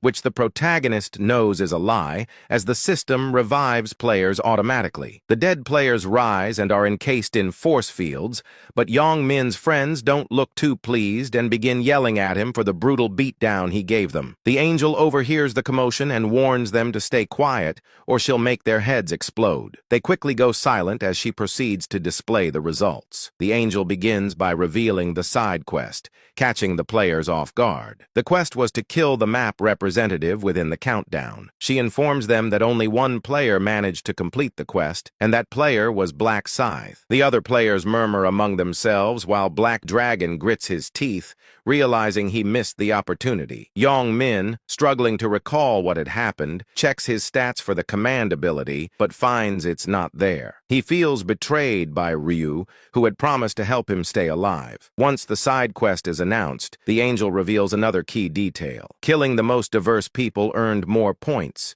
meaning that repeatedly killing the same individuals was a pointless effort. The rankings are then displayed, and Black Scythe emerges at the top of both the world map and local map once again with 722 kills, much to the angel's delight. The players are stunned by the sheer number of people Black Scythe has killed, almost as if it were a massacre. The angel proceeds to grant him his rewards, a mid-tier rare armor ticket and a unique reward box. For the armor, he selects the blood-stained assassin's suit, and for the unique reward, he picks the 50% buff on stats for the next round. The angel then announces that anyone ranked below 521 will disappear, prompting the players to beg and plead for mercy, but it's all in vain. Yong Min manages to survive the round, and Aaron seems deeply distressed by the disappearance of so many people. Ryu closes his eyes in a moment of silence before being transported back into the real world. Meanwhile, at the hotel, the loyal dog hurries through the halls and bursts into Heavenly Demon's room,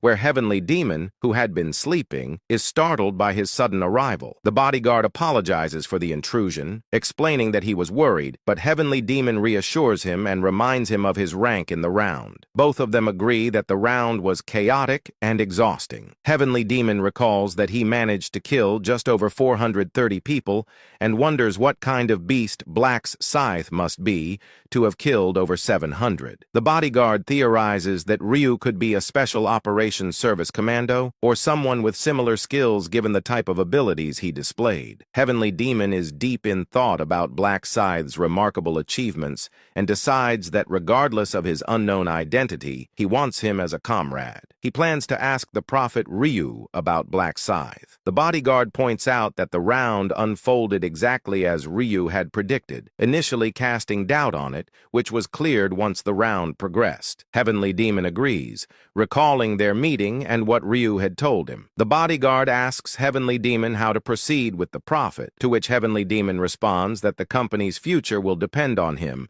even if it means changing markets. He adds that there are stronger reasons to keep Ryu on their side, and warns the bodyguard not to offend Ryu, advising him to agree with everything Ryu says in order to earn his trust and gain fortune. The bodyguard agrees to this. Heavenly Demon then requests him to call Ryu and invite him and his family to a party along with actress Seo Arin. The scene shifts to a local cafe where Ryu is waiting for Juri, having invited her to lunch. When she arrives, they greet each other and get into his car. Juri tells him that she survived the 4th round thanks to his predictions, and Ryu asks how she trusted him so blindly. She replies that she knew he had nothing to gain from lying and thanks him for the information he provided about round 4. Ryu understands that Juri, with her rune of protection, would have been capable of surviving the round on her own, unlike Aaron, who he compares to a delicate flower blooming in the safety of a greenhouse. Juri, on the other hand,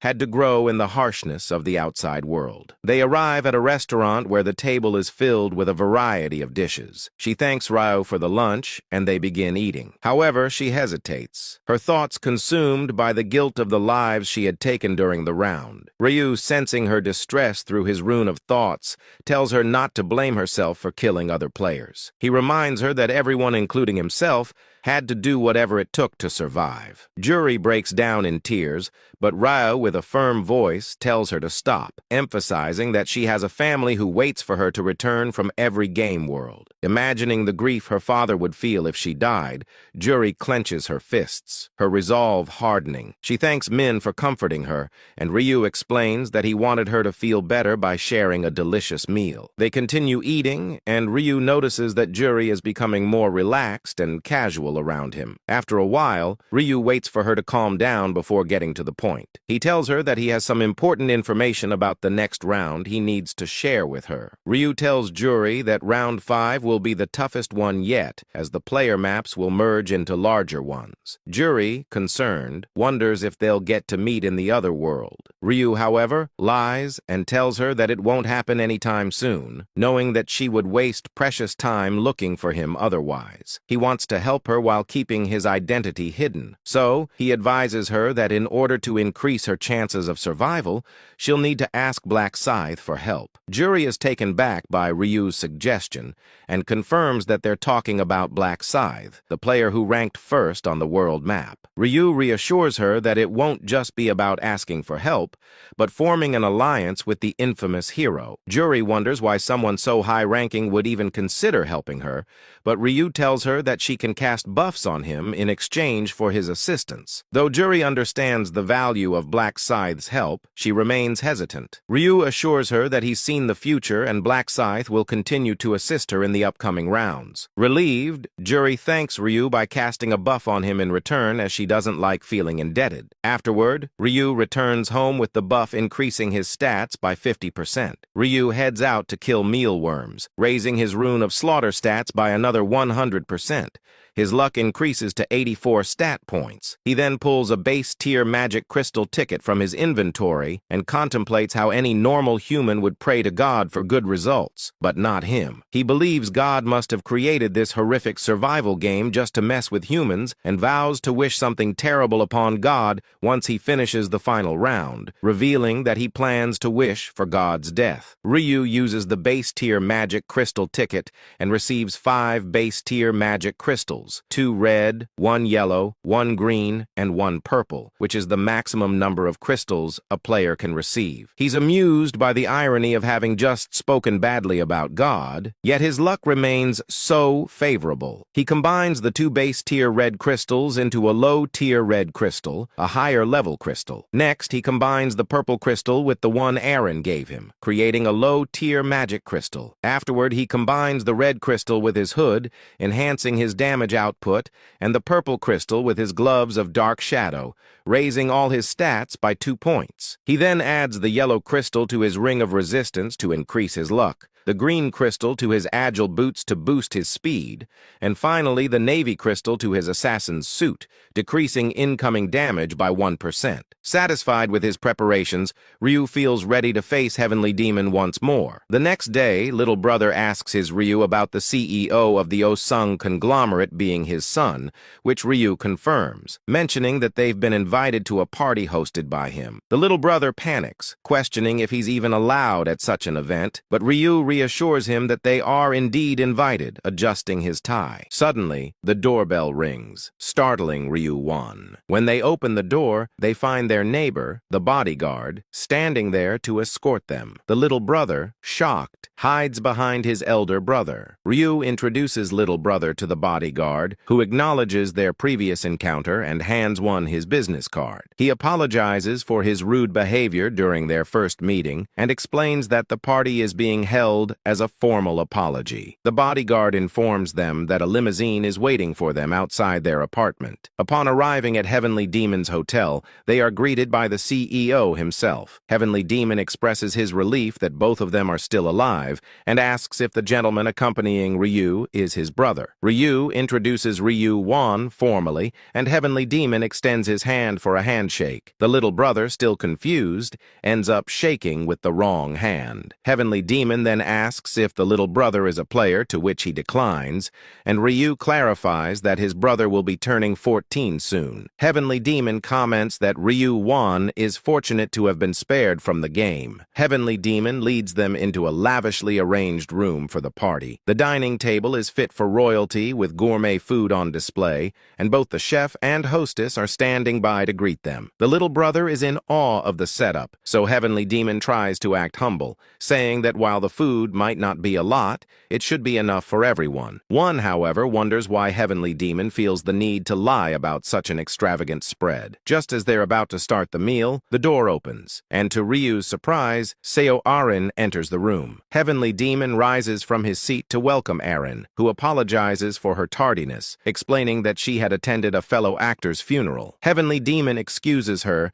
and introduces her to Ryu as one of their company's shareholders. Arin also introduces herself, but pauses when she recognizes the brothers as the neighbors who had brought her rice cakes. She smiles and greets them, all the while thinking that Ryu, being a shareholder at such a young age, might be some kind of prank from Heavenly Demon. The little brother's heart practically leaps out of his chest as he asks his brother in disbelief if they're really standing in front of the actor Seo Arin. Ryu realizes that his brother is blissfully unaware of Arin's connection to Heavenly Demon, but wonders if it's normal for his brother to react this way. Deciding to play along, Ryu acts interested as well. Heavenly Demon, noticing their reaction, thinks that he has the prophet under his control because of his youth and expects him to be impressed by Arin's presence. After the greetings, Heavenly Demon invites everyone to sit and enjoy the meal. At the table, the little brother eagerly passes the food to his brother. Heavenly Demon asks Ryu if the food is to his liking, mentioning that he had requested the chefs to pay special attention to the preparation. Both Ryu and his brother give their compliments, and Heavenly Demon expresses his relief,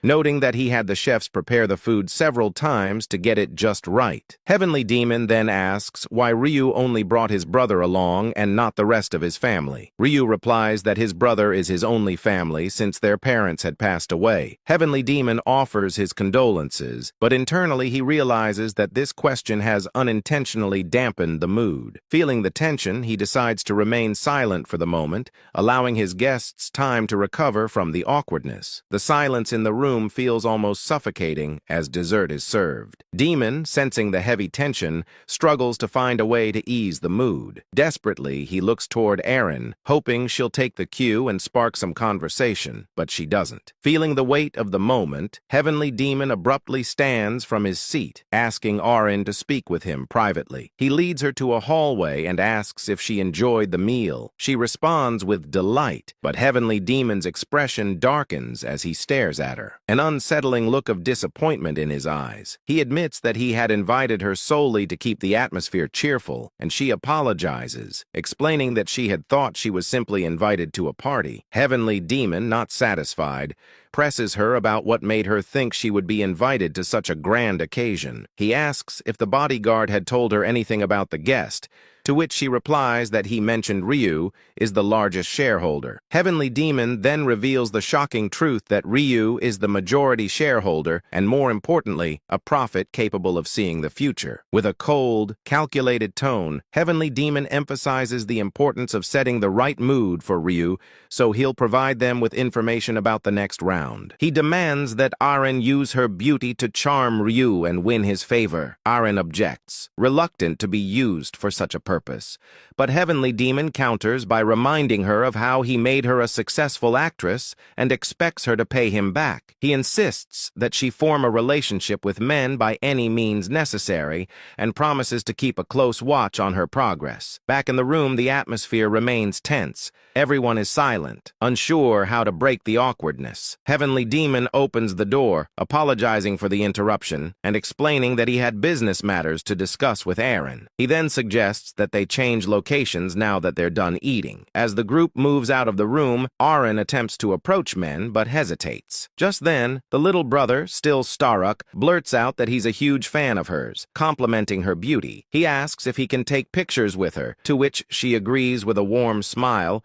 momentarily easing the tension in the air. Seeing this, Heavenly Demon quickly sends a message to Erin, urging her to get closer to Ryu's younger brother. This makes her uncomfortable, as she feels like she's being asked to approach a pure-hearted fan with hidden motives. Heavenly Demon believes that winning the younger brother's affection will automatically grab the older brother's attention, which will give him a chance to gather information about the next round. He leads them to a private room, offering them drinks and music, but Ryu declines and instead tells Erin to go outside and take pictures with his brother. Once they're alone, Ryu looks at Heavenly and asks him if he really thinks that he is an idiot. Ryu was angry at Heavenly Demon for hiding things from him, and Heavenly Demon was shocked to the core by knowing that Ryu knew about his conversation with Seo Arin. He was not able to comprehend about how Ryu can do something like that. Heavenly Demon wondered if the prophet had saw this future along with others as well. Ryu broke the silence and told him that he knows that he asked Seo Arin to try and gain his favor. Heavenly Demon was baffled and immediately apologized to Ryu, lying to him that his intention was only for Seo Arin to become friends with Ryu. But Ryu was aware of Heavenly Demon's tactics and immediately switched the topic while telling him that everything was fine, but he had crossed the line by trying to use Ryu's little brother for his little game. Heavenly Demon clicked his tongue in disappointment as he came to know that Ryu already predicted about this plan as well. Heavenly Demon had no other choice but to bow down in front of Ryu and sincerely apologize. He told Ryu that he has made a foolish decision against the overpowered prophet, and that he shall correct everything that displeased Ryu to the core. Ryu calmed down after hearing this and told him that since he apologized sincerely, he would ignore this defiance. He told the Heavenly Demon that he will take the words that he said to the actress, and that Heavenly Demon ever said those words about Ryu and his brother. The president had a faint smile on his face as he saw that Ryu was finally calming down. He thanked Ryu for giving him another chance. But suddenly, the bodyguard opened the door and came towards the Heavenly Demon, announcing his return in the process. As soon as Heavenly Demon saw the department head, he immediately got back up and tidied his coat while ordering the bodyguard to leave immediately. The bodyguard was not able to understand about what was going on, but Heavenly Demon told him that he had something that he needed to talk about alone with their VIP, Prophet Ryu. So he wanted him to go and direct the others to the next room over till the conversation was finished. Finally understanding the order of Heavenly Demon, The bodyguard turned around and started going back to the other room, closing the door behind him. Heavenly Demon was now relieved, but disappointed at the same time. He was just trying to use the actress to fix the mood of Ryu and his brother, but it made the situation worse instead. If that kept going on, he will not get any information about the next round. But hearing that in his mind, Ryu suddenly asked him onto his face if he wanted to get some information about the next round.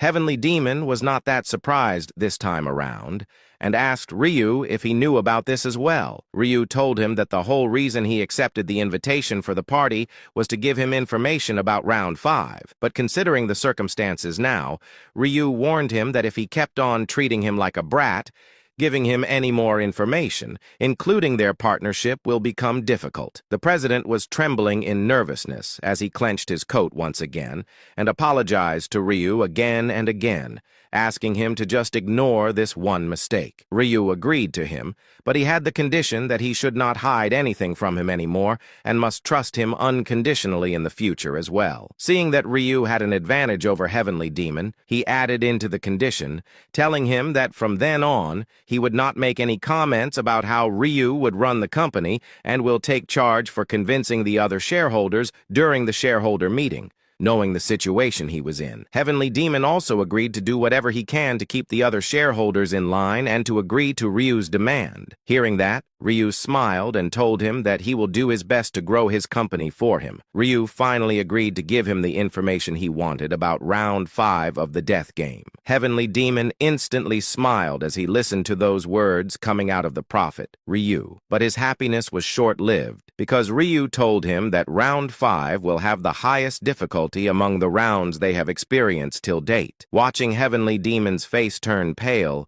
Ryu consoled him and told him not to worry, as there won't be any major problems for him in that round. Heavenly Demon was still not ready to believe it and asked Ryu about the quest of round 5. Ryu put 2 of his fingers into the air and told him that the quest of round 5 was to kill 300 orcs, and that it would not be as easy as it sounds from Ryu's mouth. Now it was time for the second condition. It shocked Heavenly Demon to the core as he came to know from Ryu that the regions of the game will be combined in the round 5. Ryu informed him that since the number of the players has decreased quite a bit now, the separated regions will begin to fuse for the later rounds for the game to continue going on. Heavenly Demon smiled as he asked Ryu if he can finally meet players from the other regions, and particularly Black Scythe. Ryu sighed and closed his eyes as he told him that he would not be able to meet with Black Scythe because he will not be in the same region as him. But the president was not ready to admit defeat. He asked Ryu if he knew about Black Scythe's identity, but Ryu did not tell him about it by lying that he did not know that either. He consoled Heavenly Demon by telling him that he will meet Black Scythe soon enough. Meanwhile, Ryu was smiling on the inside by knowing that the Black Scythe was really meeting the president right now by hiding his own identity. Ryu made a serious face once again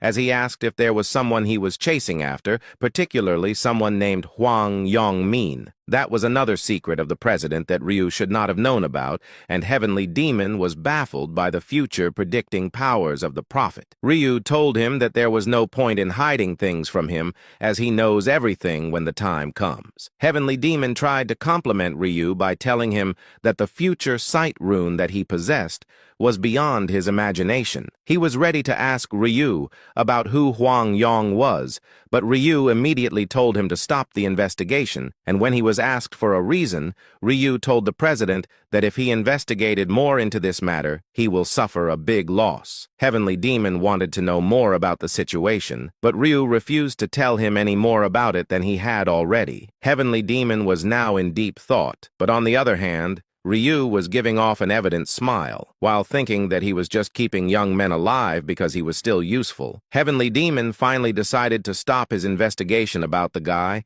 and told Ryu that he's going to restart the party and will keep it wholesome without any alcohol. Ryu agreed to it and got out of the room with the president. But deep inside, Heavenly Demon knew that he will need to blow off some steam that night. As the scene shifts, we see that an old man who was running here and there onto a deep, dark alleyway, trying to hide from someone, as we see that one of his hand was cut off and it was splattered with blood all around. The old man was sweating heavily, but it was not evident with the rain that was pouring down on him. He tried to hide, but there was nowhere to go for the old man. Suddenly, he heard the footsteps of black shoes coming towards him, and he was awestruck with fear by knowing that his death was near. The stalker rose up his sword into the air and slashed the old man, cutting off both of his legs while heavily injuring him and chopping one of it off. The old man fell down onto the ground with blood splattered all around him as he screamed in pain and agony, but a deep voice ordered him to keep quiet. We see that it was none other than Heavenly Demon, who was drenched in the rain as he told the old man that if he did not want his tongue cut off as well, he should keep quiet. The old man was not able to comprehend about what he did wrong for the guy to do something like this to him, but Heavenly Demon was disgusted by how a child abuser can really not know about what he did. Hearing that, the old man groaned in pain as he told Heavenly Demon that he did that thing a long time ago and had already served his time in the prison for that. He told that he was a free man now, and an old one at that. But Heavenly Demon was not ready to listen to whatever the old man was blabbering about, and immediately struck his sword onto the old man's body. As the old man was screaming loudly in pain, Heavenly Demon was watching him with a devilish look onto his eyes. He told the old man to shut up and stop talking if he did not want to die a slow and painful death, because if there would be witnesses because of the old man, the corpses will surely multiply due to the old man. Hearing that, the old man was awestruck to the core with fear, and as Heavenly Demon saw this, dark miasma started coming out of him. As he complimented the old man for at least hearing the words clearly, he added that it was terrible that trash men like the old man were still alive in this world. The dark miasma was traveling from Heavenly Demon's sword into the old man as his body got covered into the purple aura surrounding him completely. The old man was not able to comprehend about what was happening to him and can only scream for some seconds before the dark aura completely consumed him and binded him all over onto his body. Before the old man even knew it was, he was already at the death door. Heavenly Demon was looking at him with intense dark eyes and thought that if his dark mana was not recharging, he would have killed the trash like the old man in an instant. But he knew that it could not be helped because he needed dark mana to use dark aura, and to recharge his dark mana, Heavenly Demon needed to take the life of others. With cold eyes, he took his sword out from the old man who was still struggling to get out of the dark miasma, but Heavenly Demon told him that he can die now. He knew that when he killed people, he got more dark mana as compared to when he killed the monsters of the death game. He covered his head from his hands as he smiled, while thinking that for him who enjoyed killing criminals, Dark Knight was the perfect class. And to add to that, cleaning up the trash like the old man dealt with all the stress he gets in the day. He ordered his sword to consume the dark mana, and finally the process was finished as the old man's body was lying down lifelessly onto the ground. Heavenly Demon realized that the dark aura was not able to eat the corpses, but it only eats away a living target's life force, rendering them useless. Suddenly he heard a noise coming from the back of a dustbin. He instantly turned around just to see that there was a cat roaming around and passing from a corner. He was relieved and thought that there was no way that there could be a witness to what he did right now because he dragged the old man into a street corner out of people's sight, and the time was before the daybreak as well. But suddenly, something struck into the president's mind as he guessed that there must be one person who knew about his deepest, darkest secret, and it was none other than the prophet Ryu. Heavenly Demon realized that Ryu might be able to see a scene like this by using his future sight room, but he immediately wondered about why he approached such a guy, even after knowing that he is a serial killer. He smiled by how interesting the twists and turns of the prophet's story was. Knowing that his work was done, he called up the bodyguard on to come to the place and clean up some trash for him. As the scene shifts, we come to Ryu's house 2 weeks later. We come to know that Ryo did not have any particular events to attend, so he spent all his time at home. He was always thinking about the future and needed a bit of rest from all of it that was happening in the world. However, such rest would finally end that day. We see that Ryu was looking at his smartphone at an internet group, which was created by the players who were playing the death game. He tapped onto the join button and was now a part of the player world order because it was finally time for Ryu to make a move. Ryu finally knew that it was time for him to get one of the 5 runes that he can obtain in real life. It was none other than the clone rune that Ryu wanted. Social networks were full of news. 1.8 billion people dragged to the other world had been reduced to 90 million. In just 3 months, the economy was at risk with the death of the younger generations.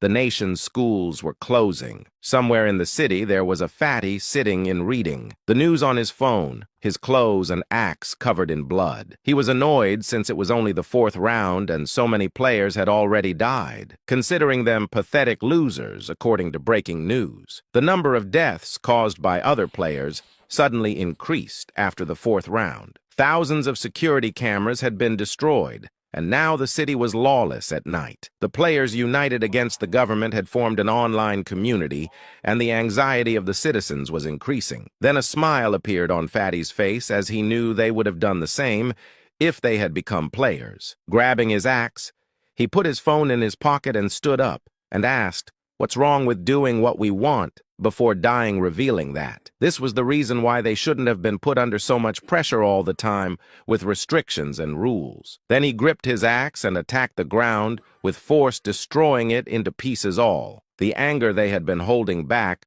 was exploding. Fatty Guy calmed down and decided to stop thinking about the matter, since there was no one who could stand in his way. With an arrogant smile, he declared himself as a player better than everyone else. The entire room was filled with corpses.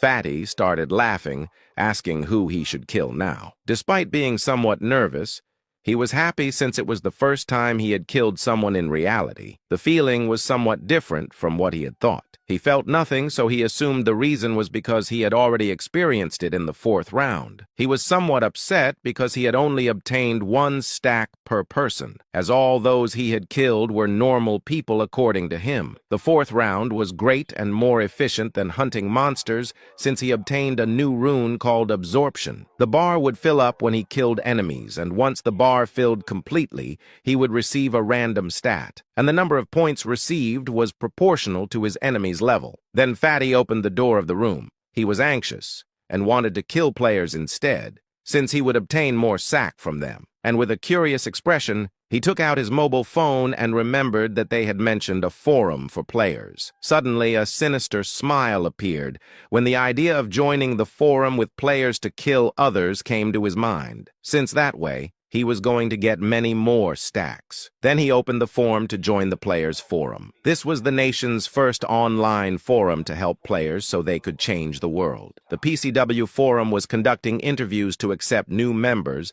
in order to ensure that only players would be part of the community before joining. Fatty had to enter his personal information level, class, and nickname in the other world, the name of the zone he belonged to, and the round number before being accepted for an interview. Fatty was somewhat annoyed since the form was very strict.